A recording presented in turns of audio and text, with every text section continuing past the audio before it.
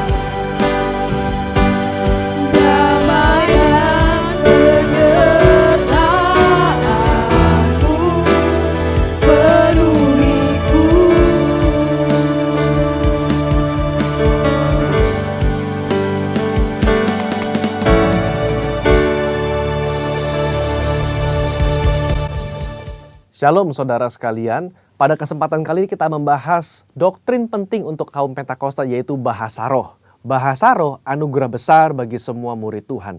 Di luar sana ada banyak pertanyaan dan perbincangan mengenai bahasa roh.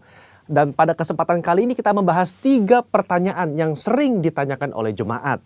Yang pertama, apakah bahasa roh bisa dipelajari? Nah saudara, jawabannya adalah tidak. Bahasa roh tidak bisa dipelajari. Secara konsisten dalam Alkitab kita melihat orang itu harus dipenuhi oleh karunia Roh Kudus. Lalu secara otomatis mereka akan berkata-kata dalam bahasa roh. Dalam Kisah Rasul pasal 2 ayat yang keempat, maka penuhlah mereka dengan Roh Kudus. Lalu mereka mulai berkata-kata seperti yang diberikan oleh roh itu kepada mereka. Nah saudara lihat, mereka harus dipenuhi oleh karunia Roh Kudus, baru mereka berkata-kata dalam bahasa roh. Contoh kedua, dalam Kisah Rasul 10 ayat 44-46. Ketika Petrus berkhotbah di keluarga Kornelius, maka turunlah Roh Kudus dari atas lalu memenuhi keluarga Kornelius. Dan mereka berkata-kata dalam bahasa roh. Jadi saudara, kita jelas bahwa bahasa roh itu secara otomatis diberikan langsung oleh Roh Kudus, bukan oleh manusia. Karena itu kita percaya tanda awal orang dibaptis Roh Kudus adalah dia berkata-kata dengan bahasa roh. Pertanyaan kedua, apakah orang yang tidak berbahasa roh akan masuk neraka? Jawabannya jelas tidak saudara. Kenapa? Karena urusan surga dan neraka itu mengenai keselamatan. Dan orang percaya kita selamat by grace through faith. Karena kasih karunia melalui iman. Tidak ada indikasi mengenai bahasa roh. Meskipun begitu, orang percaya akan kehilangan manfaat besar kalau mereka tidak berbahasa roh. Ada beberapa manfaat yang dijelaskan oleh Alkitab. 1 Korintus pasal 14 ayat yang keempat mengatakan begini. Mereka yang berbahasa roh sedang membangun dirinya sendiri. Kata membangun di situ menggunakan kata oikodomeo. Artinya seperti orang membangun tembok. Batu bata demi batu bata dibangun sampai menjadi tembok yang kokoh. Orang yang berbahasa roh sehari demi hari mereka berbahasa roh menguatkan manusia rohani mereka. Meskipun manusia batinia, meskipun manusia jasmani kita lemah, tetapi manusia rohani kita kuat. Dan manfaat kedua, Roma 8 ayat 26. Dikatakan roh juga membantu dengan berdoa untuk kita kepada Allah dengan keluhan-keluhan terdalam yang tidak terucapkan. Nah, saudara, seringkali di rumah ketika kita berdoa, kita kehabisan kata-kata untuk berdoa dalam bahasa Indonesia mungkin. Tetapi ketika kita berbahasa roh, kita bisa berdoa terus-menerus sampai roh itu mengeluarkan keluhan terdalam kepada Bapa mewakili kita semua. Pertanyaan ketiga, apakah semua orang bisa berbahasa roh? Jawabannya adalah ya. Kita kaum Pentakosta meyakini semua orang percaya yang lahir baru yang mau mereka bisa berbahasa roh. Fondasi firman-Nya ada dalam 1 Korintus 14 ayat yang kelima. Paulus mengatakan, aku suka supaya kamu semua berkata-kata dengan bahasa roh. Bapak Ibu, ada kata-kata semua di situ yang artinya semua orang yang mau pasti bisa berbahasa roh. Itu pun keinginan Paulus selaras dengan janji Tuhan di Yoel 2 ayat 28-32. Pada hari terakhir aku akan mencurahkan rohku ke atas semua manusia. Dan janji Tuhan dalam Markus 16 ayat yang ke-17. Tanda-tanda ini akan menyertai semua orang yang percaya. Yaitu mereka akan berkata-kata dengan bahasa yang baru. Sekian, saudara dikasih Tuhan, Tuhan Yesus memberkati. Shalom Bapak Ibu, saudara-saudari jemaat Tuhan yang dikasihi. Apa kabar? Saya percaya kita semua baik-baik, selalu aman dipelihara dalam kasih Tuhan pada masa-masa ini. Bapak Ibu, saudara-saudari yang saya kasihi, tanpa kita sadari sebentar lagi kita akan mengakhiri tahun ini dan kita akan memasuki bulan Desember ini akan memperingati hari kelahiran Tuhan Yesus. Hari kelahiran Tuhan Yesus yang kita peringati pada hari ini, pada tahun ini, akan kita rayakan berbeda dengan perayaan-perayaan Natal pada waktu tahun-tahun sebelumnya. Kalau dulu kita merayakan dengan sukacita, suasana meriah, disertai dengan pesta keluarga sebagai ungkapan rasa sukacita. Tapi tahun ini, Natal tahun ini, kita akan merayakan dengan situasi yang baru. Bapak Ibu yang dikasihi Tuhan, kalau kita melihat dari sejarah cerita tentang kelahiran Tuhan Yesus,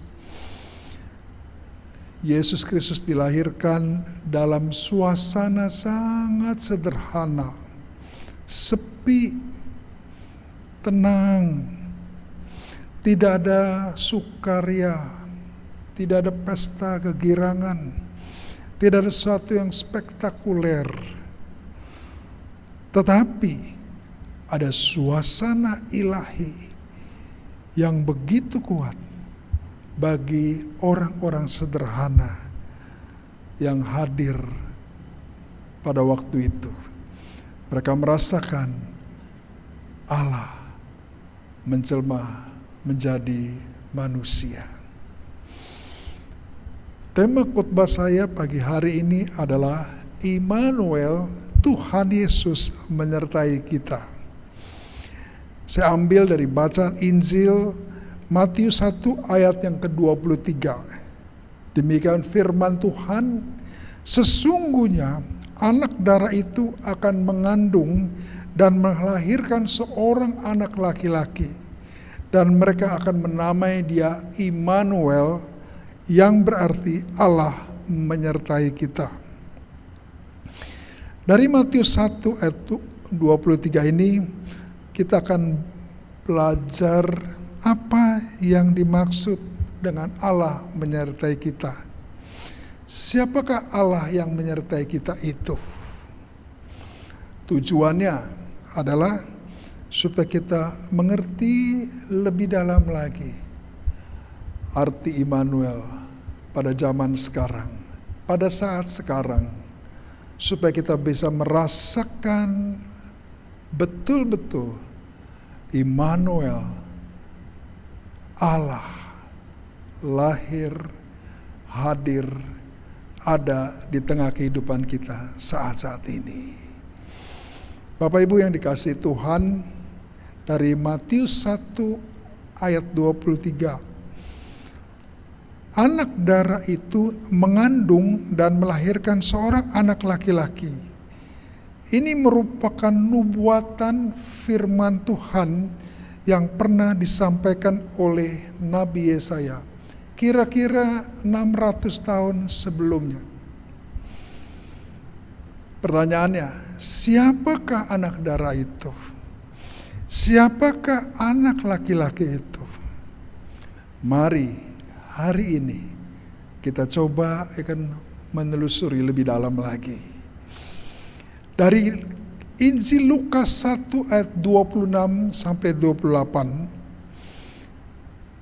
Injil Lukas mengatakan bahwa Tuhan Allah menyuruh malaikat Gabriel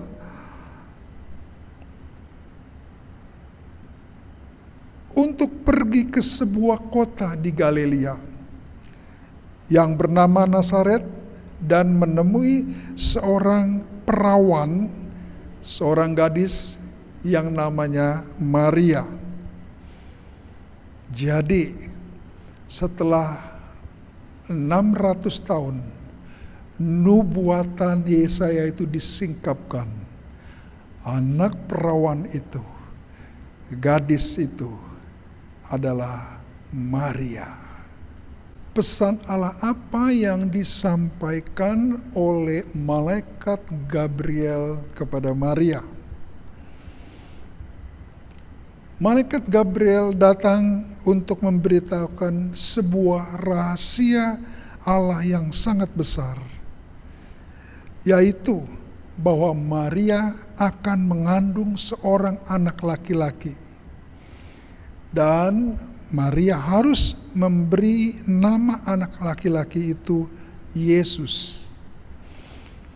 Artinya Immanuel. Jadi anak laki-laki itu sekarang disingkapkan oleh Allah. Namanya Yesus. Bapak Ibu yang dikasihi Tuhan, kita bergerak lebih maju, lebih dalam. Siapakah Yesus itu? Malaikat Gabriel berkata, ia akan menjadi besar. Ada terjemahan Alkitab bahasa Indonesia masa kini, agung. New King James menerjemahkan sebagai great. Ia akan menjadi besar, agung, great, dan disebut anak Allah yang maha tinggi. Pertanyaannya,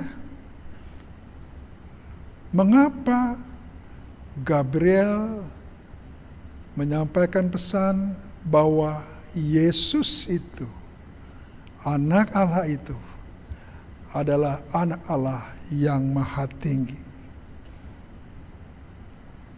Ada 3 alasan sederhana yang ingin saya bagikan pada pagi hari ini. Yang pertama, kalau kita lihat dari Injil Lukas 1 ayat 34 dan 36, kita dapati Maria berkata kepada malaikat itu, bagaimana hal ini mungkin terjadi karena aku belum bersuami? Jawab malaikat Gabriel kepada Maria, Roh Kudus, Roh Allah akan turun atasmu, dan kuasa Allah yang maha tinggi akan menaungi engkau, sebab anak yang kau lahirkan itu akan disebut kudus, anak Allah. Anak laki-laki yang dimaksud di sini adalah anak, bukan karena hasil hubungan manusia. Anak itu berasal daripada Roh Kudus, bukan hasil hubungan manusia seperti biasanya. Artinya Tuhan pinjam rahim Maria, pakai Maria, rahim Maria sebagai alat sarana Tuhan, Allah Roh Kudus menjelma menjadi manusia. Jadi Bapak Ibu yang dikasihi Tuhan, Maria hanya dipakai sebagai alat Tuhan saja. Inilah kelahiran ilahi. Ada kelahiran ilahi, ada kelahiran jasmani.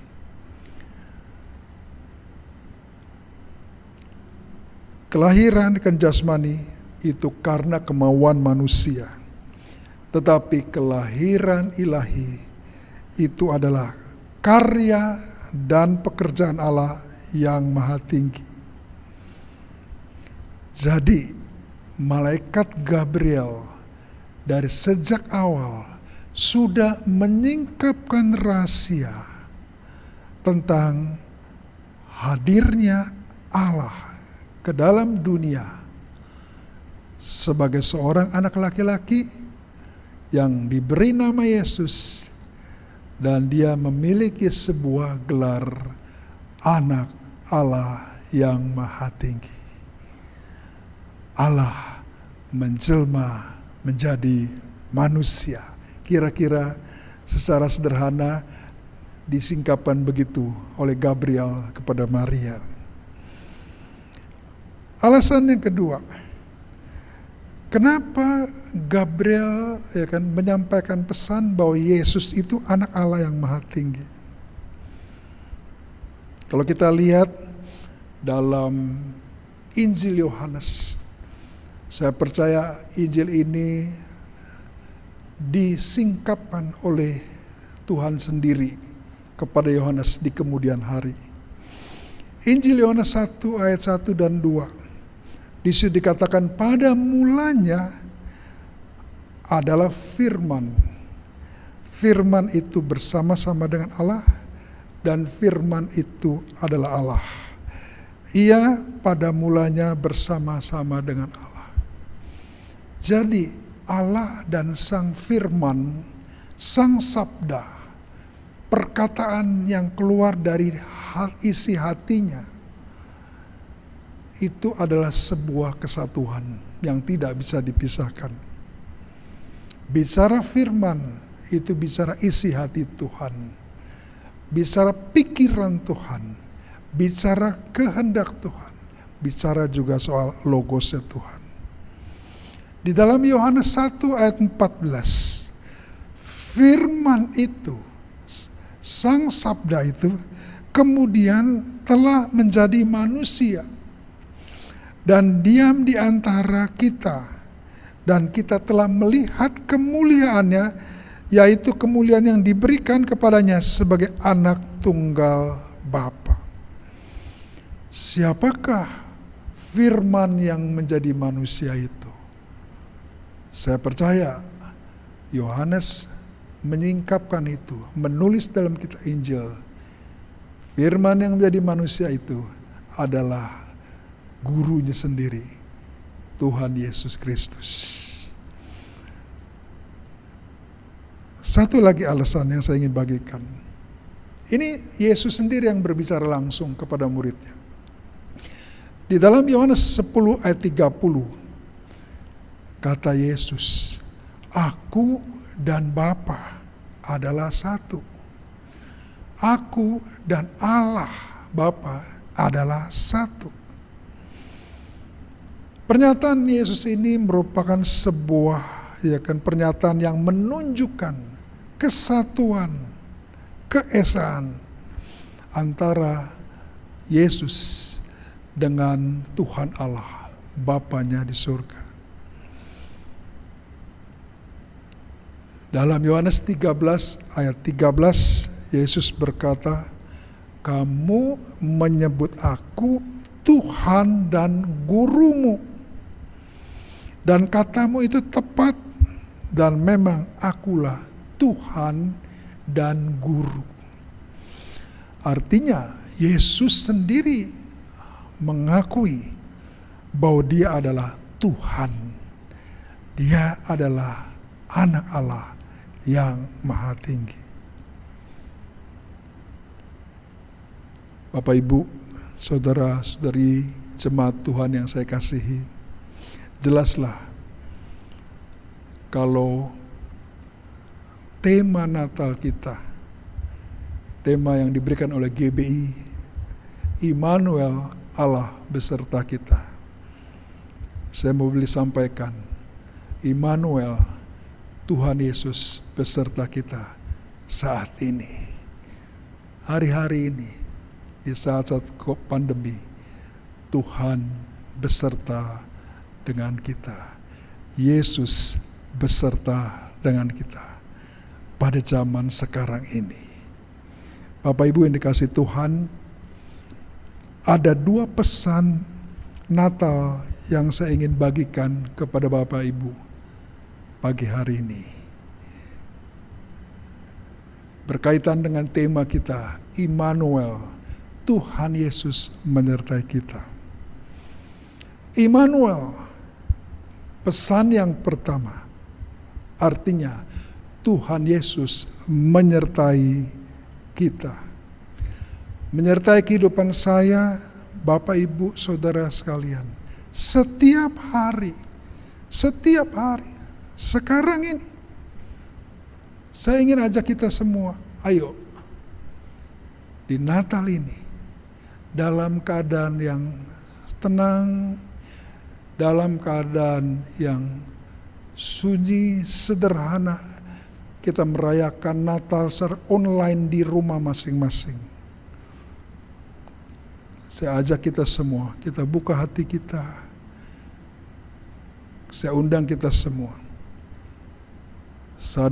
Sadarilah bahwa Tuhan Yesus menyertai kita semua hari-hari ini saat-saat ini.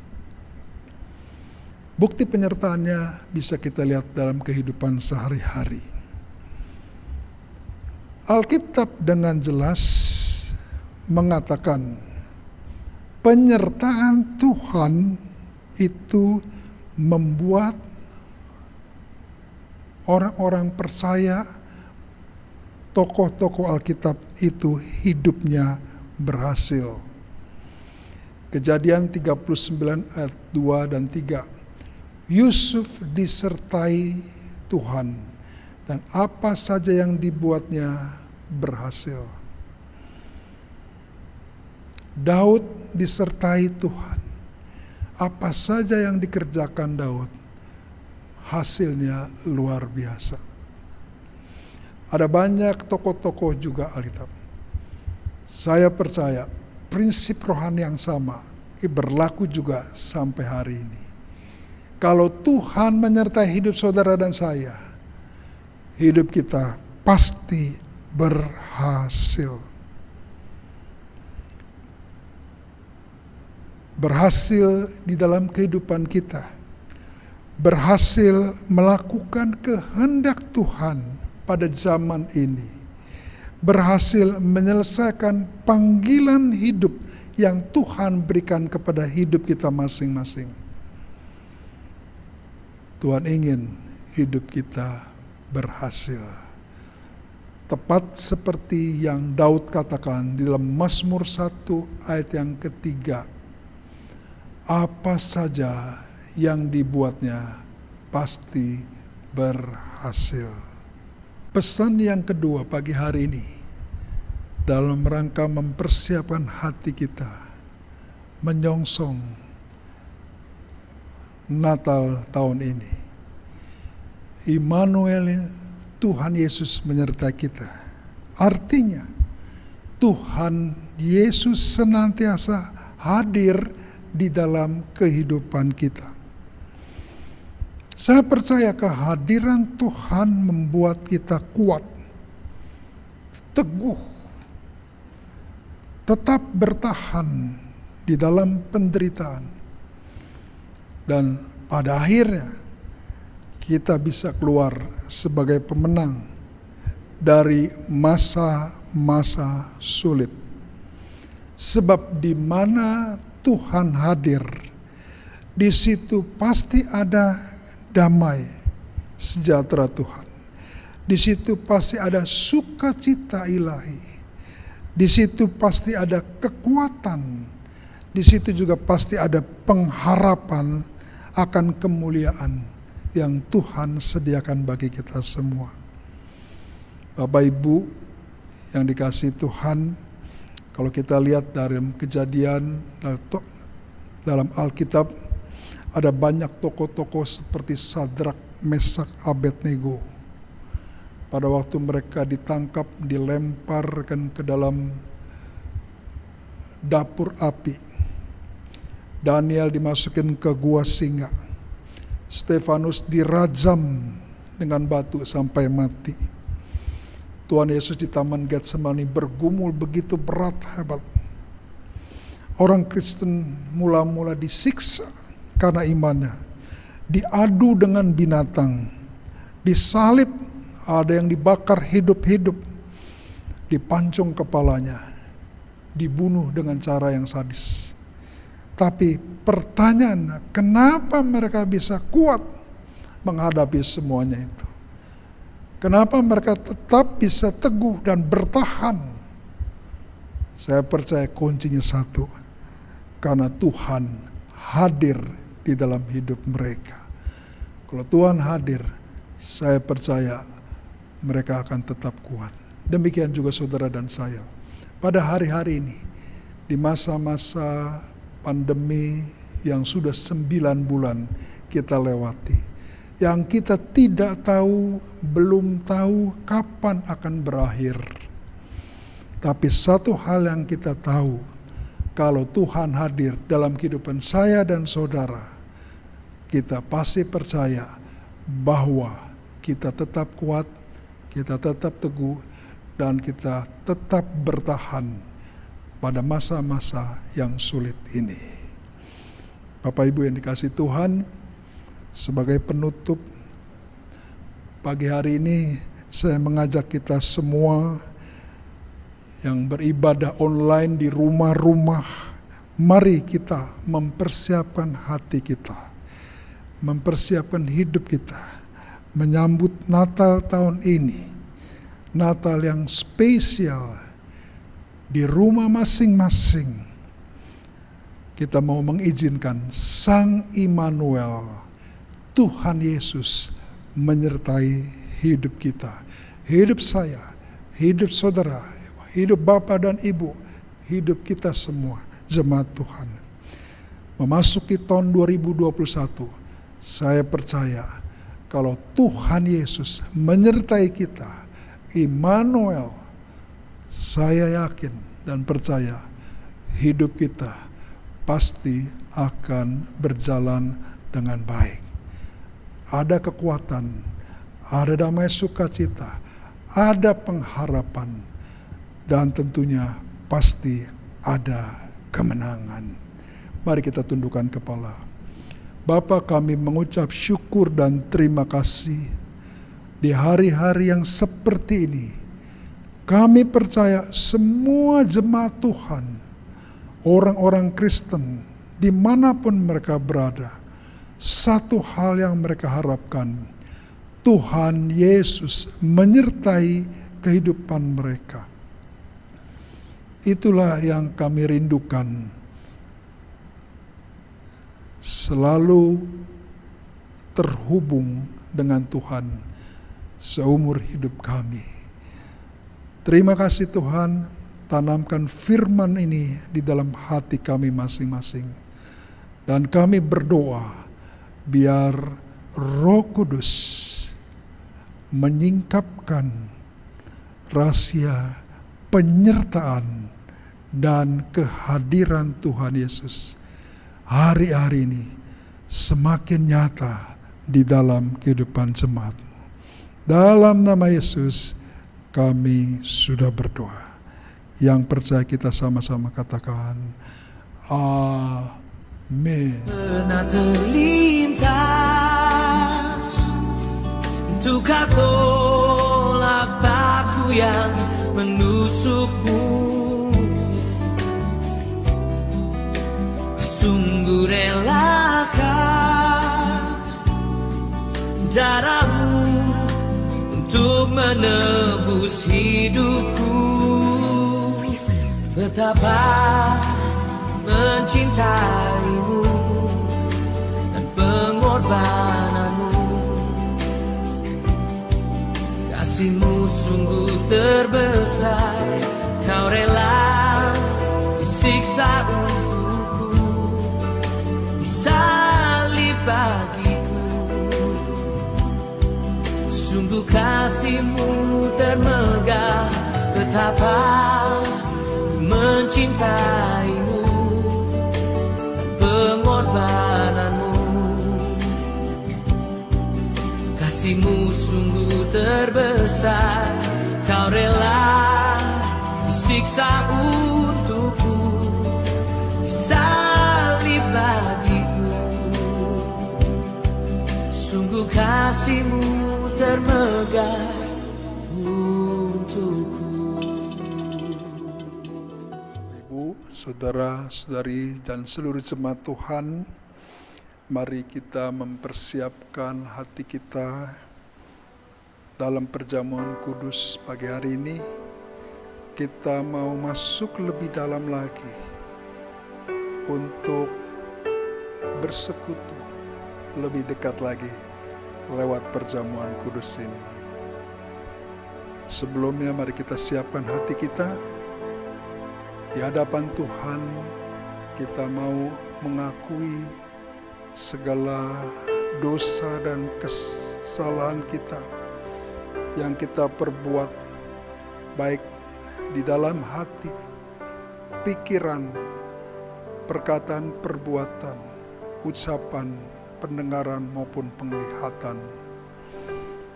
Ya Bapa, pagi hari ini ujilah kami semua. Ujilah hidup kami. Engkau menyingkapkan segala sesuatu dalam hidup kami. Segala kelemahan, kesalahan, dosa yang kami telah lakukan. Biarlah kiranya kuasa darah Yesus pagi hari ini mau mengucikan kami, membersihkan kami, mengampuni kami dari segala dosa-dosa kami, sehingga kami boleh layak menyambut tubuh dan darah Kristus. Dalam nama Tuhan Yesus, kami siap masuk sehidangan, makan dan minum dengan Engkau. Haleluya. Amin.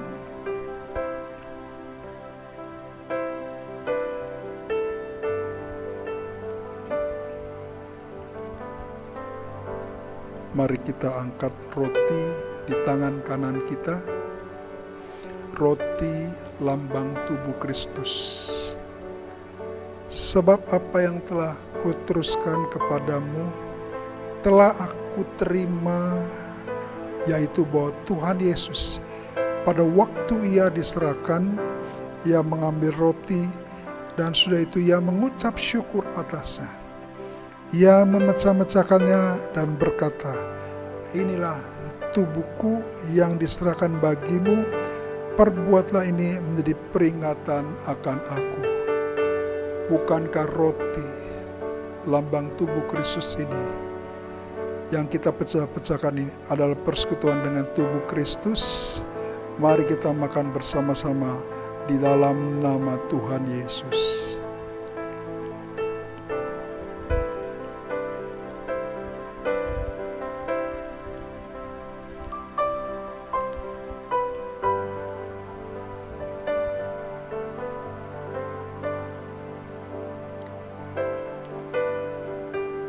Angkat juga cawan yang berisi anggur lambang darah Kristus di tangan kita. Demikian juga ia mengambil cawan sesudah makan, lalu berkata, cawan ini adalah perjanjian baru yang dimeteraikan oleh darahku. Perbuat ini setiap kali kamu meminumnya dan menjadi peringatan akan aku. Bukankah cawan ucapan syukur ini adalah persekutuan dengan darah Kristus? Mari kita minum bersama-sama dalam nama Yesus. Mari kita tundukkan kepala, kita berdoa syafaat sebelum kita mengakhiri ibadah online kita pagi hari ini. Ya Bapa, kami bersyukur untuk ibadah pagi hari ini.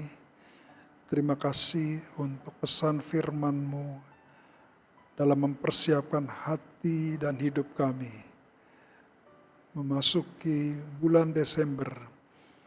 Tuhan, biarlah kami mempersiapkan hati kami untuk merayakan kehadiran kelahiran Tuhan di dunia ini.